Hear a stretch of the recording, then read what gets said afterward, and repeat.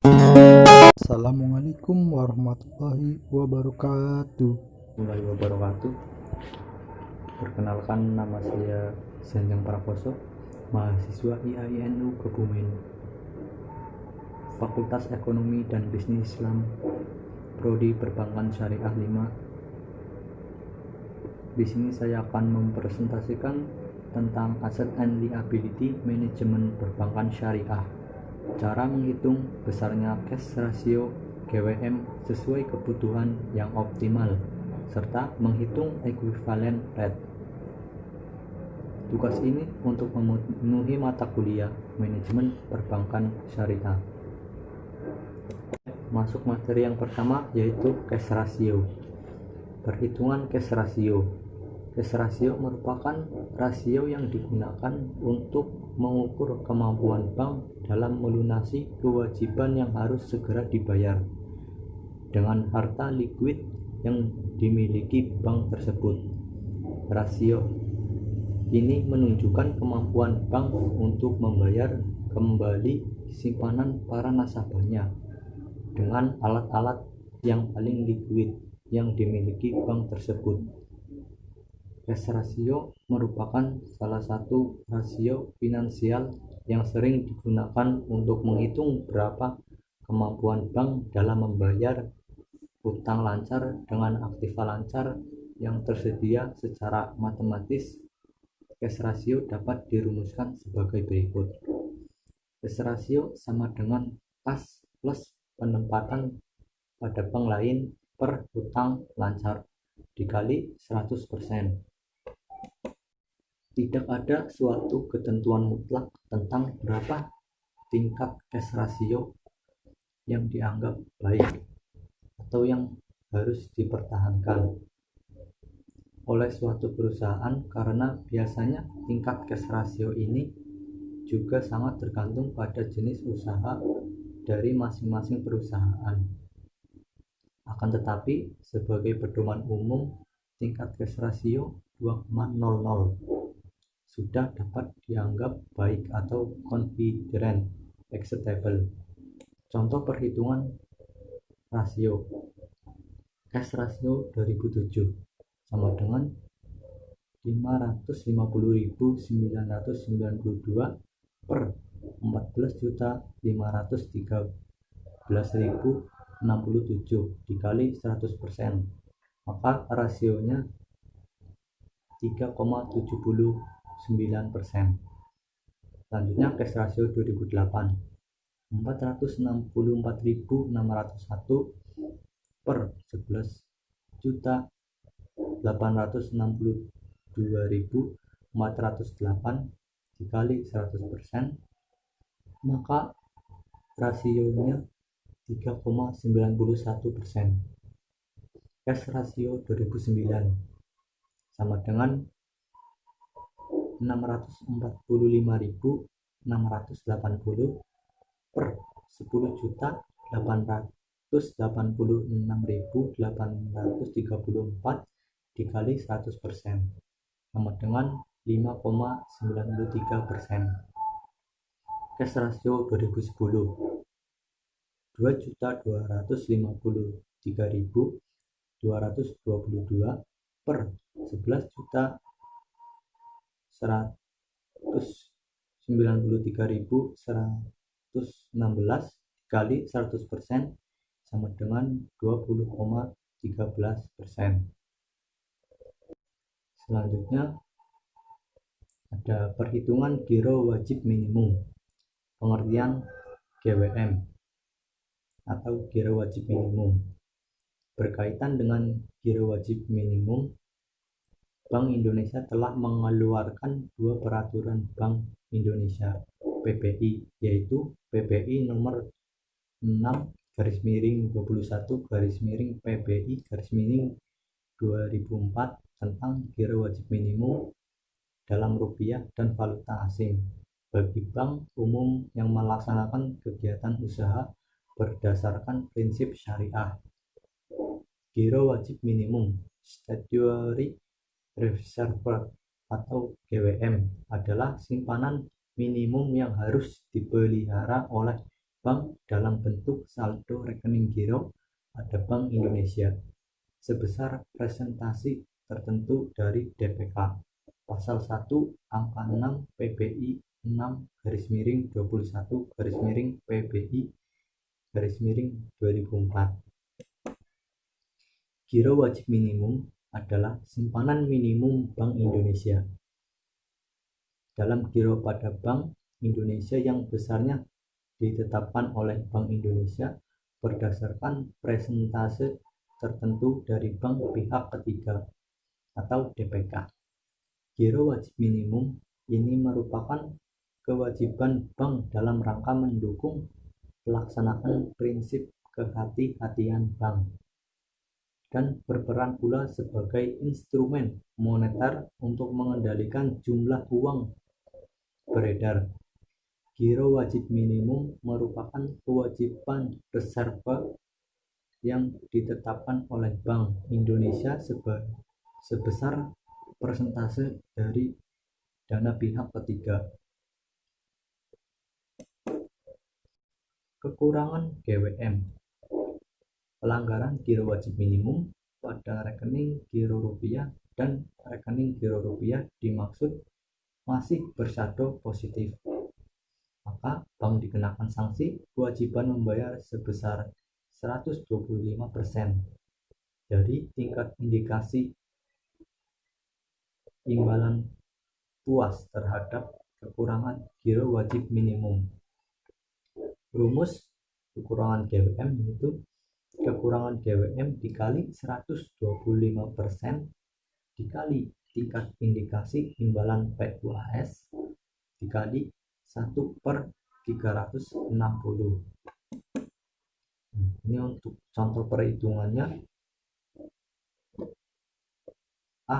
Saldo giro rupiah bank pada Bank Indonesia yang wajib dipelihara untuk periode tanggal 1 sampai dengan tanggal 7 adalah sebesar 10 miliar.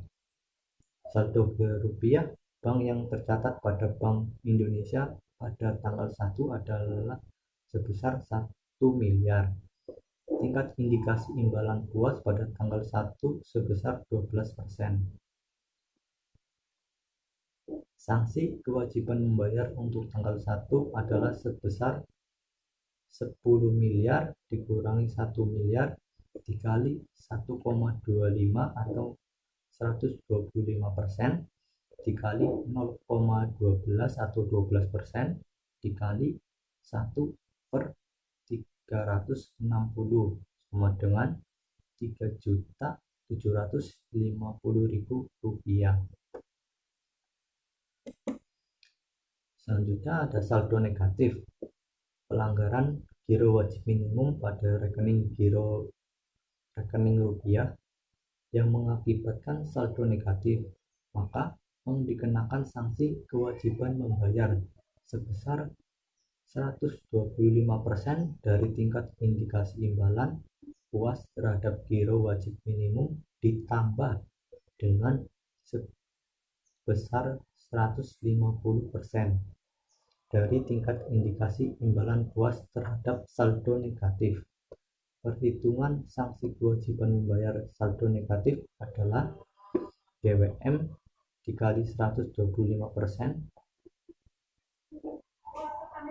dikali tingkat indikasi imbalan puas dikali 1/360 ditambah dengan saldo negatif dikali 150% dikali tingkat indikasi imbalan puas dikali 1/360. Ini untuk contoh perhitungan. Saldo giro rupiah bank pada Bank Indonesia yang wajib dipelihara untuk periode tanggal 1 sampai dengan tanggal 7 adalah sebesar 10 miliar. Saldo giro rupiah bank yang tercatat pada Bank Indonesia pada tanggal 1 adalah sebesar negatif 1 miliar. Tingkat indikasi imbalan puas pada tanggal 2 sebesar 11%. Sanksi kewajiban membayar untuk tanggal 2 adalah sebesar 10 kali 10 miliar dikali 1,25 dikali 0,11 dikali 1/360 plus 1 miliar dikali 1,5 dikali 0,11 dikali 1/360 sama dengan 3.018.444,44 plus 458.333,33 sama dengan 4.277.777,77. Selanjutnya, materi yang terakhir menghitung ekuivalen rate produk penghimpun dana. Suku bunga padanan equivalent rate adalah suku bunga yang besarnya dihitung setiap hari bunga harian, setiap minggu bunga mingguan, setiap bulan bunga bulanan, dan setiap tahun bunga tahunan untuk sejumlah pinjaman atau investasi selama jangka waktu tertentu yang apabila dihitung secara anuitas bunga berbunga memberikan bunga dalam jumlah yang sama. Sedangkan menurut Rizal Yahya, equivalent rate adalah untuk menghitung persentase dari suatu tabungan atau investasi. Untuk menghitung equivalent rate digunakan jumlah hari dalam satu tahun, juga menggunakan jumlah hari dalam satu bulan, misal 30 hari. Perhitungan equivalent rate untuk dana yang sifatnya tabungan berubah adalah sebagai berikut. Rumus pendapatan nasabah kali 365 hari atau 1 tahun per saldo rata-rata dikali 30 hari atau 1 bulan dikali 100%. Contoh perhitungan, misalnya pendapat investasi suatu bank yang telah dibagi dengan nasabah 80.000, saldo rata-rata adalah 12 juta rupiah. Untuk menentukan berapa equivalent rate dapat kita masukkan rumus di atas. 80.000 dikali 365 hari per 12 juta dikali 30 hari dikali 100%, maka equivalent rate yang didapat ialah 8,11%. Untuk melanjutkan perhitungan tersebut, untuk mengetahui pendapatan dari bagi hasil nasabah perorangan dapat menggunakan rumus saldo rata-rata dikali 30 hari dikali equivalent rate per 360 hari dikali 100. Misalnya, nasabah yang memiliki saldo rata-rata di bulan November 2015 sebesar 2 juta. Berapa bagi hasil yang diperoleh nasabah dari bank tersebut? Kita cari, yaitu 2 juta dikali 30 dikali 8,11. Nah, 8,11 ini equivalent rate yang sudah kita temukan di atas per 365 dikali 100 sama dengan 486.600.000 per 36.500. Maka bagi hasil yang diperoleh nasabah sebesar 13.331 rupiah.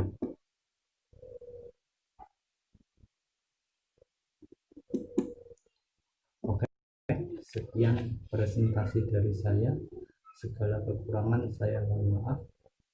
Assalamualaikum warahmatullahi wabarakatuh.